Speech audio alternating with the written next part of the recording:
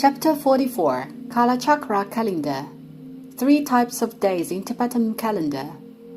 Of the 4 academic halls of Buddhism, there is one major developed strongly. That is mentioned in previous chapter.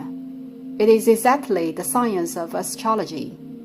To put in a simple way, astrology is a science to calculate the astronomical calendar and ordinary calendar, including the important celestial phenomena like solar terms, solar eclipse, and lunar eclipse. Why is it necessary to calculate the astronomical calendar?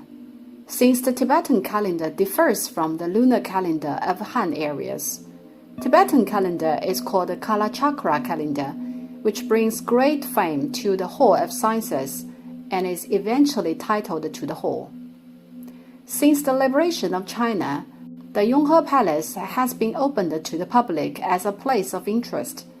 As the word Shilun is a religious term, it is quite difficult for the public to understand, not to mention term Hall of Sciences. Therefore, it is decided to name it as the Hall of Maths, considering there are a lot of algorithm in the study of astrology. The curriculum in Shilun Hall costs 15 years, which can be divided into 3 grades with 5 years for each: beginner class, intermediate class, and advanced class. The curriculum of the beginner class of the Shilun Hall is quite similar to the other halls of Buddhist Academy. It is the general course just the same as today's universities. The sutras recited are slightly different from others, but overall still quite similar. Since the majority of the students of the Yonghe Palace are Mongolian monks, they need to study some linguistic knowledge at the beginning, like Tibetan, which involves the 30 Tibetan letters, Sanskrit in regular and cursive script, and so forth. Sanskrit in regular and cursive script, and so forth. The fundamental sutras they need to recite are some elementary ones, which are equivalent to the texts like 3-character classic, 三字经. These elementary sutras are Vajrachachatika, Prajna Paramita Sutra, 金刚经, Sharanagamana Sutra, 皈依经, Siddharthapacha Sutra, 大白伞盖经, Shiyamatara Sutra, 绿度母经, Vaitara Sutra, 白度母经, Anuttara Offering Sutra, 无上供养经, and hymns dedicated to Buddha, 佛赞, etc., all of which are the basic sutras that monks need to learn well and grasp. Each hall of the Buddhist Academy has its own distinctive feature, but varies from one another. Method. For instance, the exoteric hall mainly relies on the method of self-teaching and debating as the supplement, while the esoteric hall practices hands-on, and the Shilun hall is based on elaboration and interpretation since Kalachakra calendar is intricate. It is of little possibility for one to self-teach. Therefore, the elaboration dominates. Commonly, there is an iconic teacher knack, commonly utilized across the 4 halls of Buddhist Academy, which is finger snapping. How is the snap figure performed? It means when the teacher finishes a certain paragraph, he will pause it, pop, finger snapping. This action is a sign asking, do you understand? Pop, finger snapping. And it will be repeated until the students nod heads to indicate that they understand. Such response triggers the moving to the next paragraph. Isn't that cool? It is the feature of teaching methodology. After the completion of the beginner class, one may move to the intermediate class. The intermediate class of the Shilun Hall is quite similar to the one of the esoteric hall, as it is mentioned that there are 5 major Satyadevatas. 3 great Vajras are enshrined in the esoteric hall, and another Vajra is the Kalachakra Vajra, served in the Shilun Hall. Therefore, students must study some doctrines of the esoteric whole, for example, the rituals of Tantra, esoteric texts and grammar, poetry, composition of the 5 sciences of Tibetan Buddhism. Why? As when the religious ritual ceremony is held, the spells you are chanting can't be in flat tone, but of special rhythm and tone. That's why you need to learn the composition and the phonology. There are 3 mandatory sutras that students of the intermediate class should recite. Furthermore, these 3 sutras are the instruction to build a mandala, which is exactly the same task as the esoteric hall that the Vajrabhairava mandala, Guhya Samaja mandala, and the Samvara mandala are erected. Only in Shiren Hall is Kala Chakra mandala erected in eligibility. The 3 sutras are Kala Chakra Sutra, Shirun Jingang Jing, Puji Sutra, Puji Literary Universal Relief, Sutra of Buddhi Attainment, Zhen Puti Jing. With the knowledge and the doctrines from which can mandala of Kala Chakra Vajra, mandala of Puji Buddhas, and the mandala of Buddhi Attainment be made. However, it is still incomplete of merely making the 3 mandalas. You have to study the rituals on mandala purification, the corresponding dhrani, and some tantric texts that need to be intonated on the scene.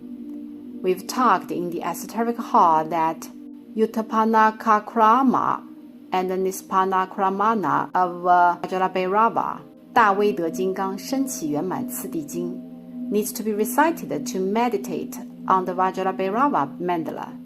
Likewise, Utapana and the Nispana of Kala Chakra, 十人金刚升起圆满次第经 needs to be recited to meditate on the Kala Chakra mandala. Besides, there are 11 kinds of sutras of Dharma defending. That's all the courses for the intermediate class. Upon passing the test, you may enter into the advanced class. The advanced class of Shiren Hall is horrible, as the preceding 2 levels of class can be described as liberal education, while the advanced class, professional scientific education. It is an integrated course on astrology, equipped with the basic skill of recitation on some specialized sutras like Kala Chakra Sutra, Shirun Jingang Jing, and the Kala Chakra Mandala Sutra, Shirun Jingang Tanchen Jing. You will be taught the Tibetan calendar with the main textbook called the Kala Chakra Calendar, Shi Lun Li. Let's articulate the Kala Chakra calendar. It essentially differs from the calendar we understand. In Tibetan Buddhism, the calendar interrelates with the medicine. Of the 4 academic halls of Buddhism, why are Shiren Hall and the Medicine Hall next to each other?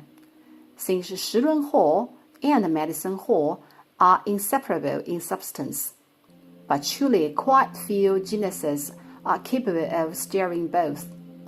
Considering the fact that human beings' learning ability is ultimately limited and restricted, it has to be split into 2 separate academies. Some students study astrology, while some study medicine, sharing the same root theory though. This set of theory is exactly a Tibetan medicine system based on Kala Chakra calendar.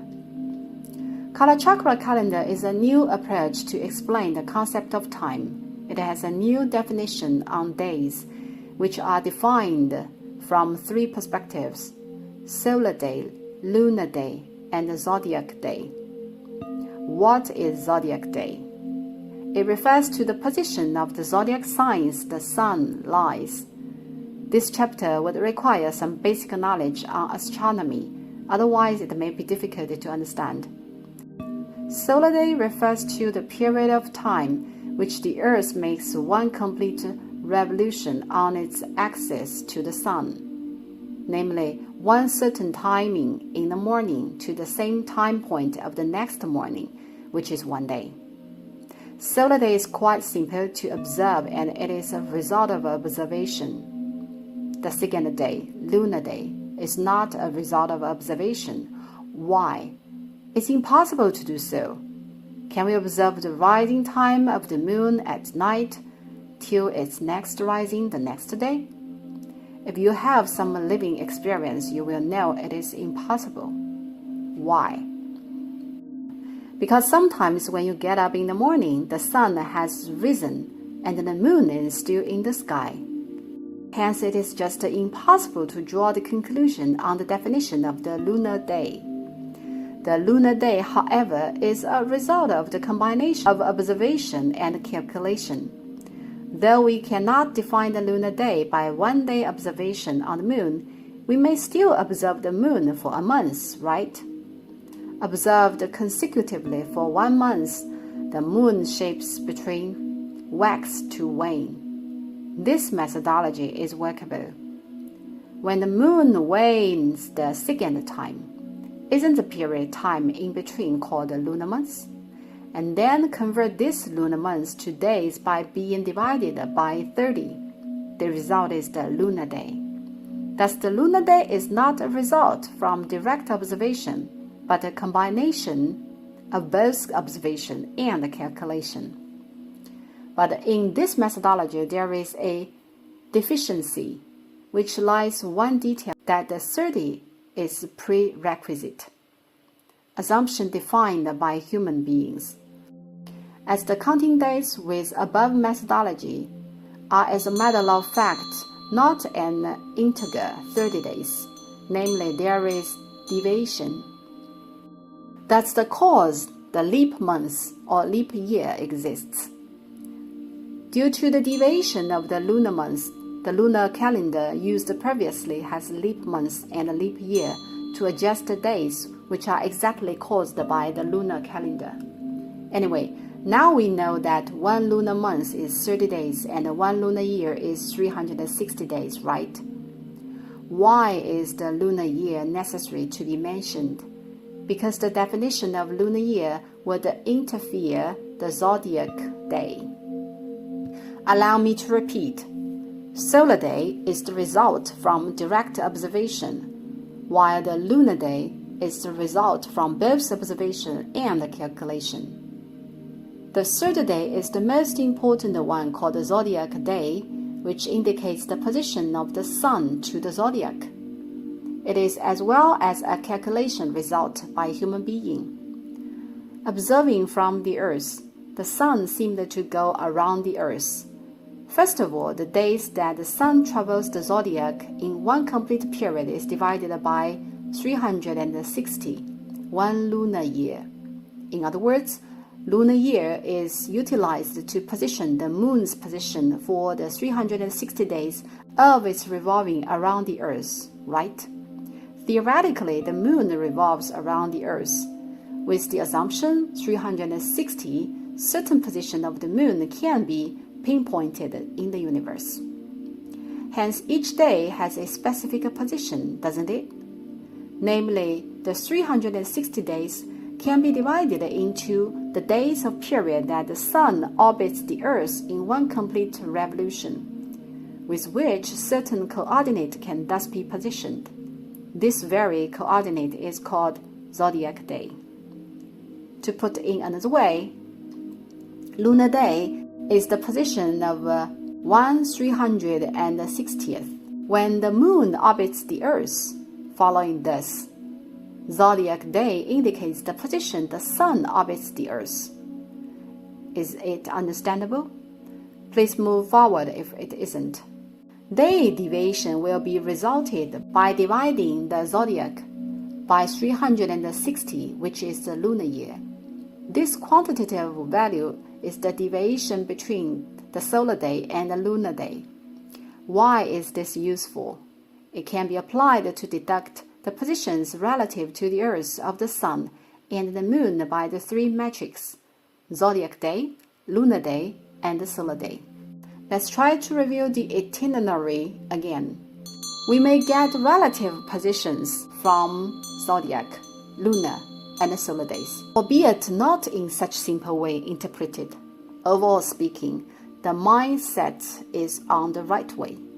With this methodology, the detailed and the precise results still rely on a series of algorithms. It is a separate matter on the algorithms. However, the way of thinking is presented as described. You have no idea on how the algorithms work. Neither do I, right? But there are algorithms in certainty. Given what has been described, why is it necessary to deduct relative positions across the Sun, Moon, and Earth to predict the solar eclipse and the lunar eclipse? Now you get it, don't you?